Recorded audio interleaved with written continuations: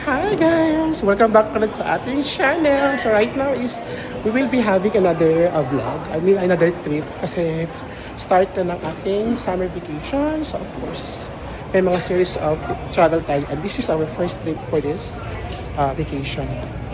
For this trip guys is we will be going again to China. So if you remember sa aking last video last year, we went to Zhangjiajie at saka Xiamen. So this time is sa Beijing na naman tayo kasi one of our goals na naman is to check the wonders of the world. For this trip also is 24 kami lahat.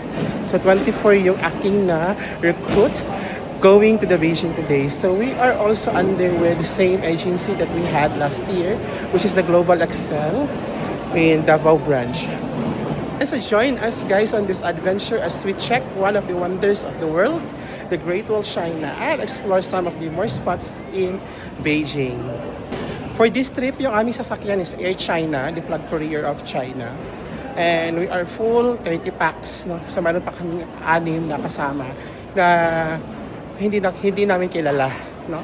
Yung Air China guys is nasa Terminal 3 na siya starting March 29. Before nasa Terminal 1 siya.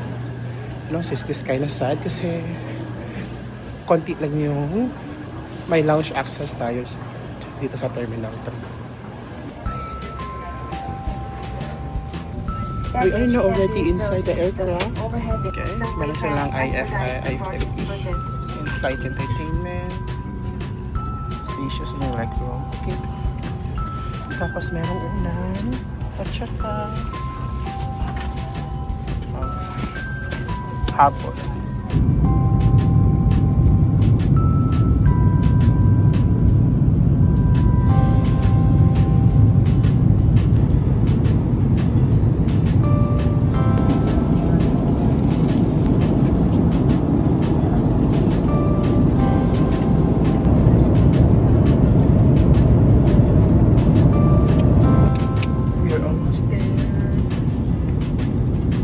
After 4 hours of flying, touchdown in Beijing. So this is our second time here in China, but first time in Beijing. So since naka-tour package tayo guys, i-met na tayo ng tour guide sa arrival area. But for now is mag-a-eye-on muna tayo. We have landed at Beijing capital. Guys, ang ganda ng interior ng kanilang airport. Done with the I.O., then need pa nating magsakay ng train going to the baggage area. Di ba Sir EG? Yeah. Ayan. Kauban na to guys, ang bagong salta sa group. Sir Alan Alaba, okay, future FBS assessor. Puhol. How do you find the flight? Yeah, very relaxed. And I'm happy to be here. Thank you, Sir Jolene. Charot. Dapat magpasalamat yung because you answered the call. Alright. Guys, isang maleta namin is nawala yung gulong. But Air China provides us with new luggage. Thank you, Air China. Ito namin yung baggage, guys. Yan. Tapos, nalabas na kami ng arrival. Kasi our guide was already waiting outside. So, tour package tayo, guys. So, the same with our setup sa Zhangjiajie last year. So, everything is already arranged by our guide. That's why, ang gagawin na lang natin is sasakay ng bus at i-avail lahat ng mga pupuntahan natin. No, so, I'm looking forward for what this Beijing trip will happen. No, since I really want to check one of the wonders in the world, which is the Great Wall of China. Here is our guide. Ah, hello! This is the one. Yeah, this one. Ah, this one. Yeah. Actually na yung guide natin. Ah, guys, may bintahan pala ng mga SIM card dito sa exit. So, if you don't have your SIM card yet, so you can get it here. The arrival na nila. Guys, sa labas na kami ng airport. Malamig talaga siya. Today is nasa April 9 tayo ha. Second week of April. Spring na siya. However, the degree is 11. So, yes, malamig siya, di ba, ma'am? It's so chilly. All winter. Guys, so we just have to follow the guide. Yung yung may yellow na, ay pink na. Pak! Best outfit goes to Pak! Pak! Ano ko? Guys, this is now our bus. Yeah, so everything is on the bus. Two person in a different cities. Maybe two of them far away from each other around the 80. Answer si Do you EJ. have any ideas about how many populations in 18 China? million. 1.2 billion. Very familiar. So today, increase to 1.4 billion. Guys, so first business of the day is lunch. Yan. Guys, malamig. It's 11 degrees. Yes, according to the 11 map. degree, yes. And we have here one of the co-traveler also. A very Hello. expert when it comes to traveling. Correct. So EJ, he's Yes, also thank you, been Sir Jay, to. for inviting me to join with you. Of course, travel of course. This is our typical dinner. Ay, dinner. Lunch pa, guys. Yan. First official meal in China. Look at the food waste.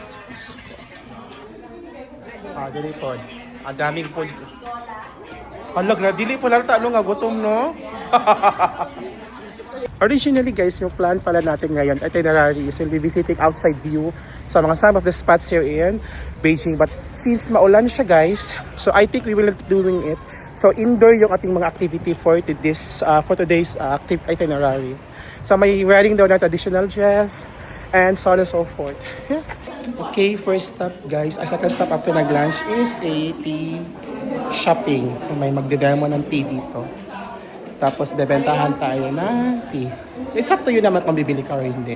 Basta we just have to spend some time. We're done with we're done with the tea seminar. So marang nag-seminar na giday midriya. This is part of the Yeah.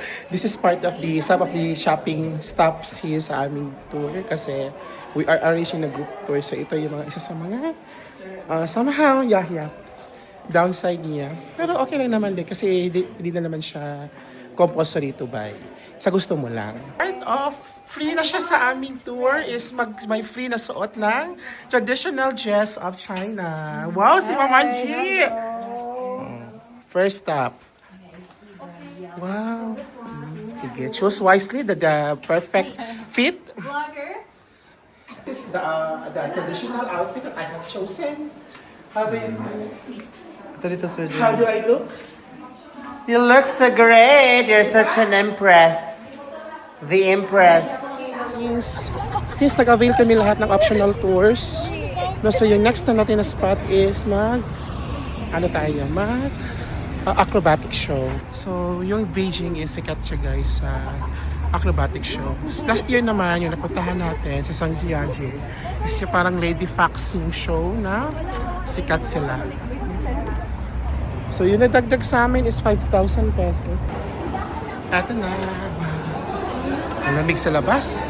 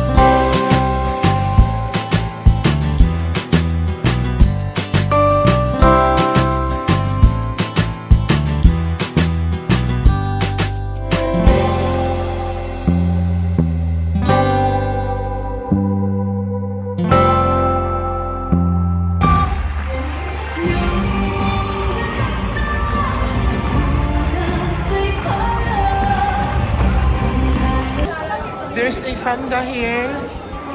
Oy, food panda! The show is over, guys. So the show was lasted for 1 hour. So iba din yung bigay or hatak ng acrobatic show. It's a breathtaking show, guys. No, so, but don't get me wrong, gusto ko din naman yung Lady Talk show doon sa Hanggang Siyache. However, meron din na ibibigay na a thrill ito acrobatic show. So if you will be coming here in Beijing, I think it's worth also a try to see the acrobatic show. Guys, after 1 hour from Beijing town proper, we have reached Rilin Wood Hot Spring Center. Ayan, so pagkatapos natin nag-acrobat din na kanina, guys, si Ma'am Mary Chris, is mamahay tayo ng 1 oras. Malayo yung accommodation sa town proper. Pero maganda ang resort, guys. We will be exploring this on our next future vlogs. No? So right now is mag-check-in muna tayo. And this will be our accommodation or our home for 4 nights here in Beijing. Look at the lobby ng hotel. Bakit ang dilim? So this is will be our home for 4 nights. Yan, so I like Ate Vanessa, our guide. She's so very efficient when it comes to and organizing. Guys, look at room tour po tayo. So we are staying at 32319. So first is check natin yung bathroom, guys. Wow. The bathroom is very spacious. Look at that. Fortunately, walang bidet. Para sa China, expected na ito na walang bidet. May private shower. Of course, the powder area. And the good thing is merong bathtub. No? Perfect. They have a wardrobe here. Wow. And then, oh sorry for that. Yes, we have space for storage of our luggage. And the best part is the bed is a twin bed. Very spacious. Kaso lang medyo madilim siya, guys. I don't know why. Bakit madilim? Bakit isa lang yung umiilaw? Yeah. Ma'am Ravi is already tired of being her. Yeah, then they have 4 complimentary waters, my kettle, my television, and there is a sort of a short living room here. Perfect. So I guess this wraps up our first day here in China, going from the Philippines going to Beijing. No? So tomorrow is another activity. So I think tomorrow sabi ng ating guide is forbidden daw. I mean the forbidden city at saka yung Tiananmen Mountain, yung Tiananmen Park yung pupuntahan natin. And guys, rise and shine. It's officially our day 2 here in Beijing, China. Yes, outfit check, outfit check. So for this activity today is we will be having our Forbidden City tour at saka yung Tiananmen Square. I do not know if I pronounce it correctly. No? Then later also is we will be visiting again another one compulsory shopping, and a visit to the Wang Fongjing shopping street. No? So this will be a full pack day here in Beijing, China, and we are getting ready. But before that, magbe-breakfast muna tayo. Let's see kung ano yung na-offer ng food dito sa Rilin Wood Resort and Spa. Guys, so let's have a breakfast. Before anything else, so magbe-breakfast muna tayo. Wow. Parang function hall. Ang ganda ng interior. Perfect. At nakalong table pa dyan ang guba. Nakalong table. Kain na. How's the food?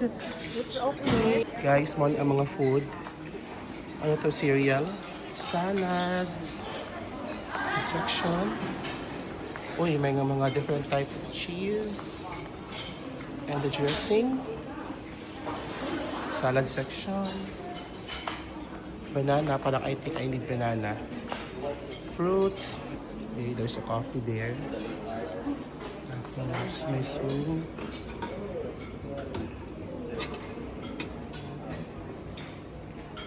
Ito. May coffee. May potato. Uy, may dim sum. And noodle. Kasi nga, may petchay na naman. Eggs. Another egg. And this, that. Tapos na tayo nakapag-breakfast. So we are off to go na. Actually, yung ating resort is far from the town of Beijing. It's I think 1 hour pa siya na biyahe. So well, anyway, we don't have to worry kasi meron naman tayong shuttle service daily sa ating trip. Ano, ang ganda ng conveyor. Sige. The weather temperature currently is mga naglalaro siya guys sa nasa 10 degrees yata tayo ngayon to 15 degrees. Pero sunny naman yung prediction today. Hopefully magiging sunny talaga siya. Para bongga lang yung ating lakad.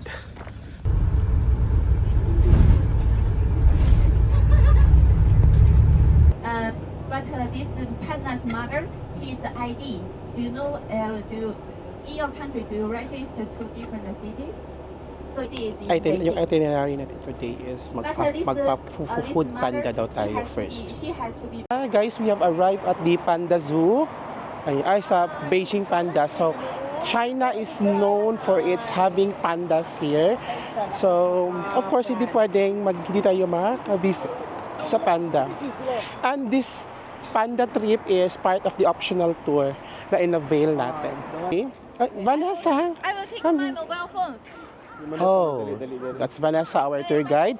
And this is Charlene from the Globe Excel. Diba? Nag-i-excel talaga tayo. Ay, baliktad na. Puro sa gudi ay.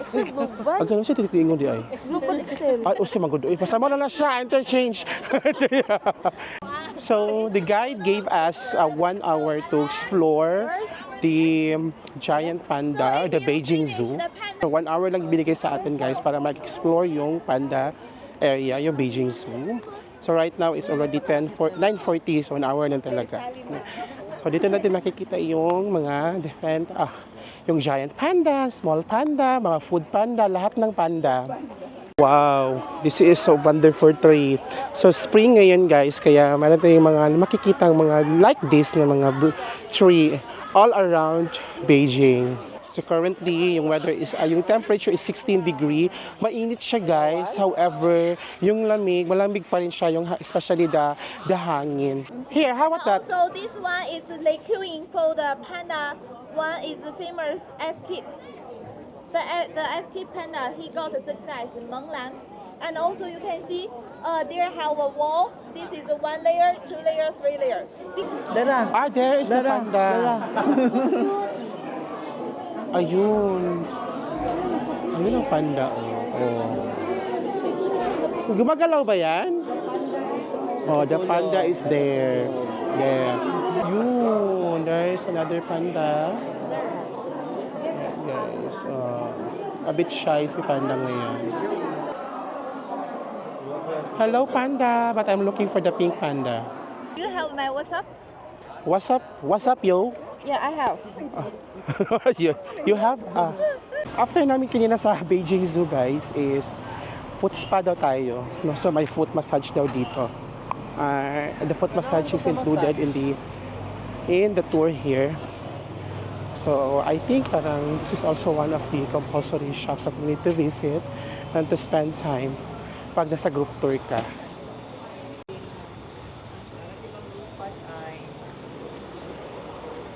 So, the same pa rin ito sa Zhangjiajie natin na trip last year. So, meron din tayong foot massage that time. And may binibenta sila ng mga oil at saka liniment on this store. No? Mga damasal. Isa na itman ito mga kaubanan guys for this trip. 30 tayo lahat. Then, I think pang 28 dito is sa Davao. Then, may dalawang from Manila. Guys, we're now ready for the foot massage. Yeah. So someone will bath our foot. And yan.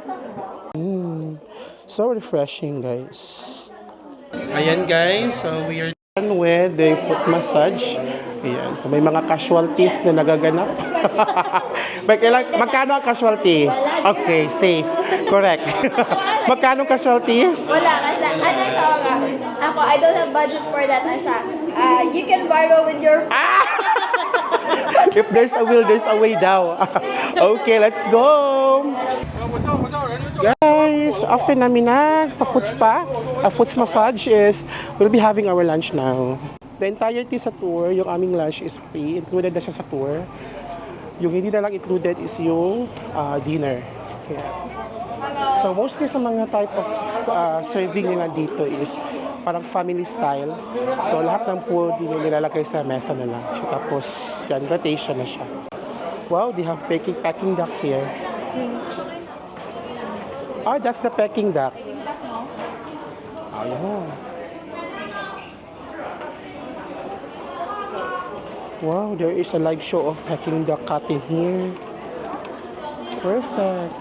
We're done with our lunch, guys. And right now is, I think we will be heading to the Forbidden City na at the Tiananmen Square. Kasi yun yung highlight natin sa ating tour today. We are off now to the Tiananmen Square. Tiananmen Square at Forbidden Kingdom, guys, is adjacent to each other.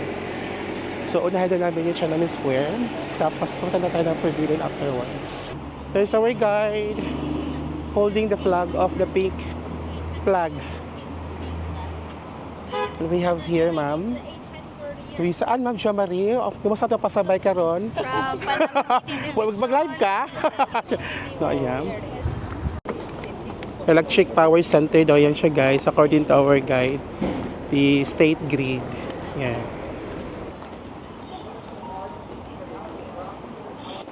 So the ticket is already linked to our passport. So you have to bring your passport time to time when visiting spots here in China. Meron kaming earpiece, guys, para sa aming guide. Marinig namin siya, nagre-lecture.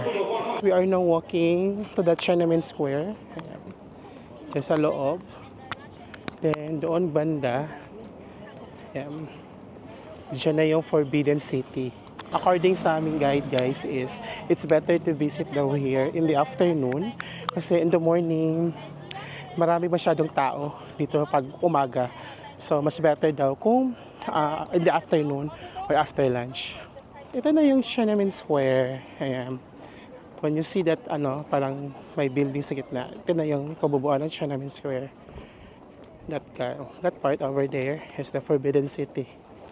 And this is the Forbidden Forbidden Gate. Ala, Forbidden. Yan, guys, ito na yung entrance gate ng Forbidden City. So, keep going na tayo ng lakad kasi the Forbidden City will close at 4 p.m. So, we need to hurry. So, according to our guide, kaya na siya tinawag na Forbidden City. It's because when this area was founded long before, so pinagbabawal daw siyang pasukin ng mga tao. So, kaya parang tinawag siyang Forbidden City. Until such time, mga 1880s or mga 80s, nag-open na siya to the public. No? So, now, Forbidden City is one of the tourist spots here in Beijing. Uy, makawish sa dara? Ba, mag-wish? Yeah, ano yung nasa isip ko pag mag-touch? I-touch daw kay... Our tours have told us to touch this one. So, what? Sige, madam.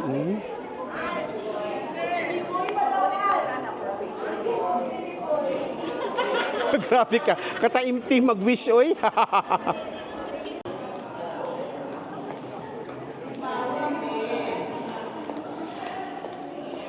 Wow, laki.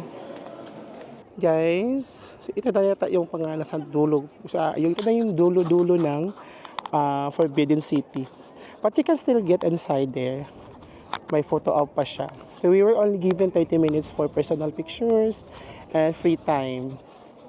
Guys, ang laki ng Forbidden City. So, parang hindi yata sulit. Hindi mo maubos lakarin in a half day. You have to spend here at least siguro mga half of the day para ma-explore mo yung entirety ng Forbidden City. Maraming tao, guys, pero according to our guide, konti lang ito compared to other days, especially pag may mga holidays. Ayan. So right after here, guys, is we'll proceed to Wangfongjing Shopping Street. So according to our guide, walking distance lang siya from here sa Forbidden City. Guys, we exited at East Prosperity Gate in Dongwa Museum. I mean, Dongwa.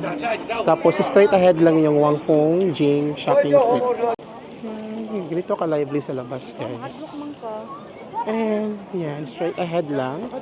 We'll be going to the Wangfong Jing Shopping Street.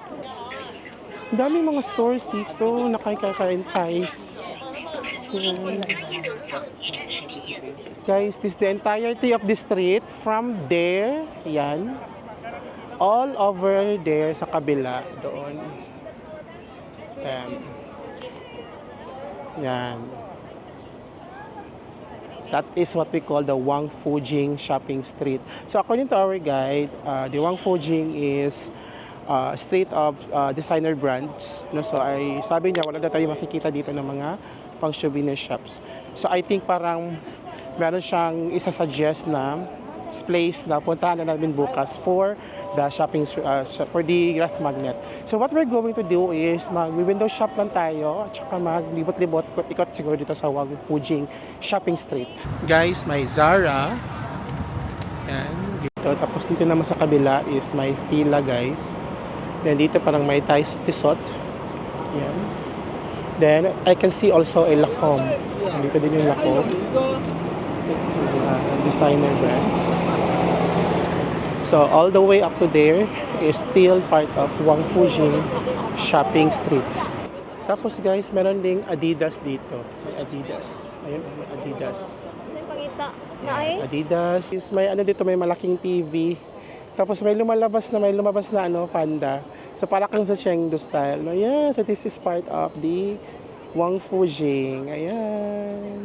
Guys, ayan. So after namin naglibot-libot sa Wangfong Jing, wala kaming nabili. So walking distance lang yung aming hotpot tonight kasi meron kaming included siya sa optional tour yung hotpot. So walking distance lang din siya sa Wangfong Jing shopping district. This walking distance lang siya sa Wangfong Jing. Dito kami magha-hotpot sa Sun World Hotel. Ang name ng aming hotpot guys is Four Seasons Restaurant. Oh. So this is the hotpot. Na sila, sir. Ano? Red dish, sweet potato noodle. Is there meat? Tofu. Is there meat? Yan na. No meat Basta yun sila. inside. And meat.